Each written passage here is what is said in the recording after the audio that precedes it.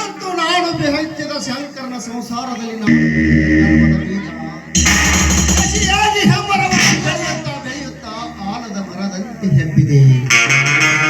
ಆ ಪೆದ್ದ ನಾಗೇಶ ಹೆಂಡತಿಯ ಕೈ ಚೀಲನಾಗಿದ್ದಾನೆ. ಅವನಿಗೆ ಹಣ ಎಂದರೆ ಹೆಗ್ಗಣದಂತೆ ಬಾಯಿ ಕರೆಯುತ್ತಾನೆ. ಅವನಿಗೆ ಇನ್ನಷ್ಟು ಹಣದ ಆಶೆಯನ್ನು ತೋರಿಸಿ ಆ ಶ್ರೀರಾಮನ ಹೆಂಡತಿಯನ್ನು ನನ್ನವಳನಾಗಿ ಮಾಡಿಕೊಳ್ಳಬೇಕು.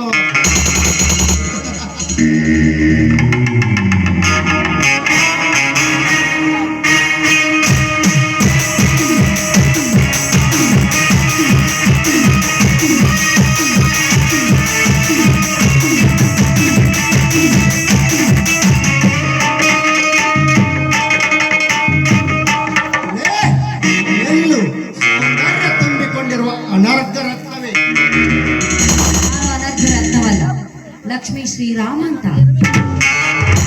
ಇರಲಿ. ಮೊದಲು ದಾರಿ ಬಿಡಿ. ದಾರಿ ಬಿಡು. ನಿನ್ನ ಹೆಸರು ಗೊತ್ತು ಲಕ್ಷ್ಮಿ ಎನ್ನುವುದು. ಆದರೆ ಈ ಅಮಾಯಕನ ಪರಿಚಯ ನಿನಗಿದೆಯಾ ಲಕ್ಷ್ಮಿಯವರೇ? ಗೊತ್ತು. ನಿನ್ನ ಹೆಸರು ಗೊತ್ತು. ನೀನು ಮಾಡೋ ಕಸಬು ಏನಂತ ನನಗೆ ಚೆನ್ನಾಗಿ ಗೊತ್ತು. ಈ ರಾಜ್ಯದ ಮಂತ್ರಿ ಅಂತಾನು ಗೊತ್ತು ನನಗೆ. ಇರಲಿ, ನನ್ನ ನಿಲ್ಲಿಸಿದ ಕಾರಣ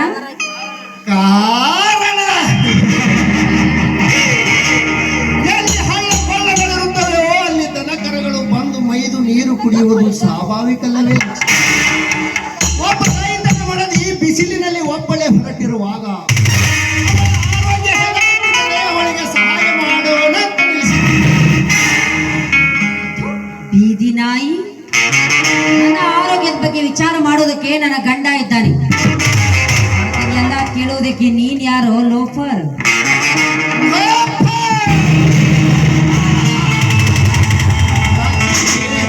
ಲೋಫರ್ ನಾನಲ್ಲ ಲಕ್ಷ್ಮಿ, ನಾನಲ್ಲ. ರಾಜ್ಯದ ಕೃಷಿ ಮಂತ್ರಿ. ಅದರನ್ನು ನನ್ನ ಅಂಗೈಯಲ್ಲಿಟ್ಟುಕೊಂಡು ಸಮಯಾನುಸಾರವಾಗಿ ಕುಣಿಸುವ ಒಬ್ಬ ರಾಜಕೀಯ ಚತುರ.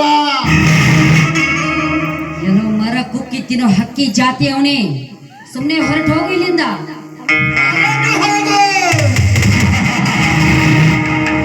ಲಕ್ಷ್ಮಿ, ಹೊರಟು ಹೋಗಲು ಬಂದಿಲ್ಲ ಲಕ್ಷ್ಮಿ, ಹೊರಟು ಹೋಗಲು ಬಂದಿಲ್ಲ. ಸ್ವಲ್ಪ ಹರಟಿ ಹೊಡೆಯಲು ಬಂದಿರುವೆ. ಬಹಳ ದಿವಸಗಳಿಂದ ಈ ತುಂಬಿಕೊಂಡಿರುವ ಈ ನಿನ್ನ ಸೌಂದರ್ಯದಲ್ಲಿ ಮಾಡಬೇಕೆಂದು ಮಾಡಿದ್ದೆ. ಆದರೆ ಎಲ್ಲದಕ್ಕೂ ಸಮಯ ಕೂಡಿ ಬರಬೇಕಲ್ಲ. ಇವಾಗ ಸಮಯ ಕೂಡಿ ಬಂದಿದೆ. ಇಬ್ಬರು ಕೂಡಿ ಪ್ರೀತಿಯಿಂದ ಪರ್ವತವೇನೇರಲು ಬಾರಲೇ ಮೊದಲಂಗಿ ಬಾ. ನಿನ್ನ ಪ್ರೀತಿಯ ಪರ್ವತ ಏರೋದಕ್ಕೆ ನಾನಿನ ಮಾನಗೆಟ್ಟವಳಲ್ವೋ? ನಾನು ಗಂಡೆದ್ದೆ ಗರತಿ.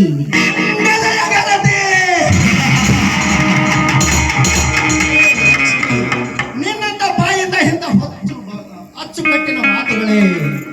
ನಿನ್ನ ಗಂಡನ ಮನೆ ದಿಕ್ಕು ತಪ್ಪಿಸಿ ಹಂದಿಯಂತೆ ಹೊಲಸುತ್ತಿದ್ದಳು.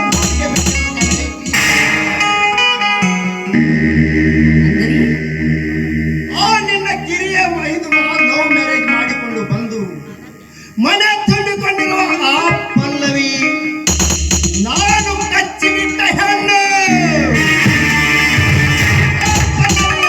ಕಾರ್ಯಸ್ಥಾನದ ಕಥೆಯನ್ನು ಹಿಡಿದು ನಿಮ್ಮಂತ ಪ್ರಗತಿಪರ ರೈತರ ಮನೆಯನ್ನು ಗಾಜಿನ ಚೂರಿನಂತೆ ಒಡೆದು ಚೂರು ಚೂರು ಮಾಡುವುದೇ ನನ್ನ ಗೋರೆ. ಕಪಟ ಮಂತ್ರಿ, ನಿನ್ನ ಸೇಡಿಗಾಗಿ ಪ್ರಗತಿಪರ ರೈತರ ಸಂಸಾರವನ್ನು ಒಡೆದ ಹಾಲಿನಂತೆ ಮಾಡಿದ್ದೆಯಲ್ಲೋ. ಲೇ, ಕಾಮನ ಬಿಲ್ಲಿನಂತೆ ಬಣ್ಣ ಬಣ್ಣದ ಸೀರೆಗಳಿಟ್ಟುಕೊಂಡು ದೇವಲೋಕದ ಅಪ್ಸರಿತರ ಕಾಂತಿಯ ಬಾರಲೇ ನನ್ನ ಚಂದ್ರಚಕೂರಿ. ಮೇಲೆ ಹುಟ್ಟಿ ಅರಸನ ಗುಣವಿಲ್ಲದ ಮರ್ಕಟ್ಟ, ಬಾಯಿಗೆ ಬಂದಂತೆ ಮಾತನಾಡದೆ ಸುಮ್ಮನೆ ಹೊರಟು ಹೋಗು ಇಲ್ಲಿಂದ.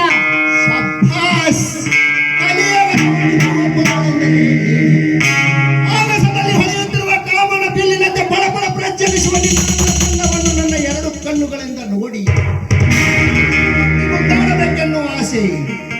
ಆದರೆ ಲಕ್ಷ್ಮಿ, ಸುಗಂಧ ಸೂಸುವ ಪರಿಮಳವು ಕಣ್ಣು ಮುಂದೆ ಇರುವಾಗ ಹಾಗೆ ಹೋಗಲು ಮನಸ್ಸು ಒಪ್ತಾ ಇಲ್ಲ. ಒಂದು ಸಲ ನನ್ನೊಡನೆ ಪ್ರತಿಕ್ರಿಯೆ ಆಡಬಾರಲೇ ಭಾ.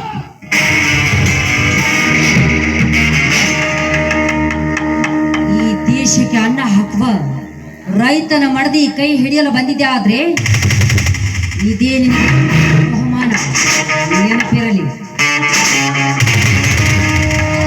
ಸಕ್ಕಿನ ಹಣ್ಣೆ!